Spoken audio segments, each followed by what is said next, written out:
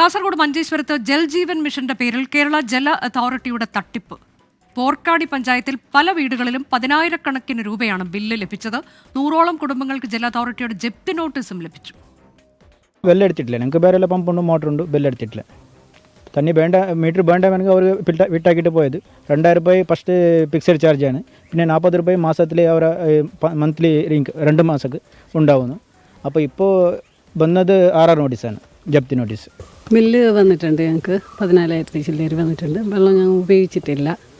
ഒരു കലക്ഷൻ തരുമ്പോൾ വേണ്ടെന്ന് പറഞ്ഞപ്പോൾ പറഞ്ഞ് അങ്ങനത്തെ ബില്ലൊന്നും ഇല്ല. 2,000 ആദ്യം അടച്ചാലായി, ബില്ലൊന്നും വരില്ല. ഇതില്ല, ഞങ്ങൾക്ക് പെട്ടെന്ന് വേണ്ടെന്ന് പറഞ്ഞപ്പോൾ അവർ പെട്ടെന്ന് വന്നിട്ട് വികാസം കൊണ്ട് വന്നിട്ട് വെള്ളം കണി വെച്ചിട്ട് പൈപ്പ് ചെയ്തു. വെള്ളം വരുന്നുണ്ട്, ഞങ്ങൾ ഉപയോഗിക്കലില്ല. ഞങ്ങൾക്ക് ഇഷ്ടംപോലെ വെള്ളമുണ്ട്, ഉപയോഗിക്കലില്ല. അരുൺ പാറക്കൽ വിശദാംശങ്ങളുമായി. അരുൺ, ഉപയോഗിക്കാത്ത വെള്ളത്തിനാണോ 10,000 രൂപയുടെ ബില്ല് ഇപ്പോൾ ഉപഭോക്താക്കൾക്ക് കിട്ടിയിട്ടുള്ളത്?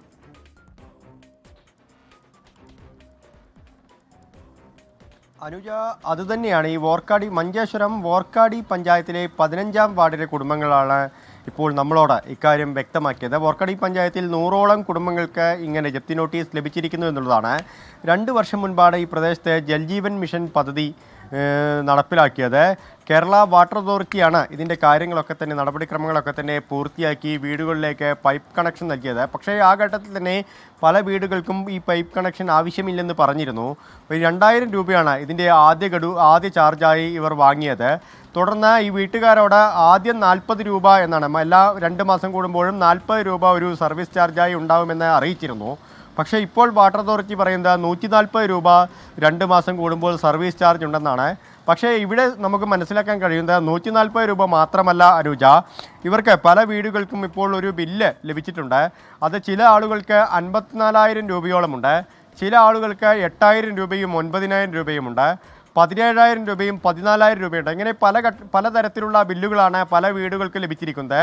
അതിലൊരു വീട്ടിൽ, അതായത് 15-ാം വാർഡിൽ താമസിക്കുന്ന ഒരു യമുന എന്നൊരു വൃദ്ധമാതാവിൻ്റെ പക്കൽ നമ്മൾ പോയ സമയത്ത് അവർക്ക് 17,000 രൂപയാണ് ഈ ബില്ല് ലഭിച്ചിരിക്കുന്നത്. ബില്ല് അടയ്ക്കാത്ത പക്ഷം ആ വീടും സ്ഥലവും ജപ്തി ചെയ്യുമെന്നും കേരള വാട്ടർ അതോറിറ്റി മുന്നറിയിപ്പ് നൽകിയിട്ടുണ്ട്. മഞ്ചേശ്വരം ഡെപ്യൂട്ടി തഹസിൽദാറാണ് ഈ ജപ്തി നോട്ടീസ് അയച്ചിരിക്കുന്നത് എന്നുള്ളതാണ്. ഇതിൻ്റെ യാഥാർത്ഥ്യം എന്ന് പറയുന്നത്, ഈ യമുന എന്ന് പറയുന്ന വൃദ്ധമാതാവ് വർഷങ്ങളായി ആ വീട്ടിൽ താമസിക്കുന്നില്ല. 10 വർഷം മുൻപ് അവരുടെ ഭർത്താവ് മരിച്ചതാണ്. അവർക്ക് മക്കളാരുമില്ല. ബന്ധു വീട്ടിലാണ് ഇവർ താമസിക്കുന്നത്. ആ വീട് ഇടിഞ്ഞു പൊളിഞ്ഞ് വീഴാറായ അവസ്ഥയിലാണ്. ആ വീട്ടിൽ വെള്ളം ഉപയോഗിച്ചു എന്ന് പറഞ്ഞുകൊണ്ടാണ് വാട്ടർ അതോറിറ്റി ഇത്തരത്തിലൊരു ബില്ല് അയച്ചിരിക്കുന്നതും ജപ്തി നോട്ടീസ് അയച്ചിരിക്കുന്നതും.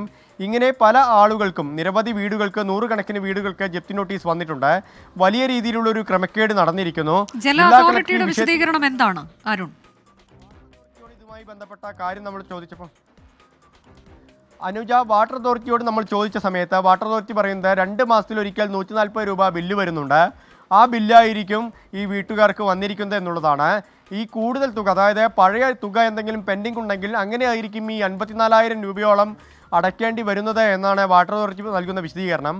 പക്ഷേ ആ വിശദീകരണം ഒട്ടും വിശ്വാസയോഗ്യമല്ല.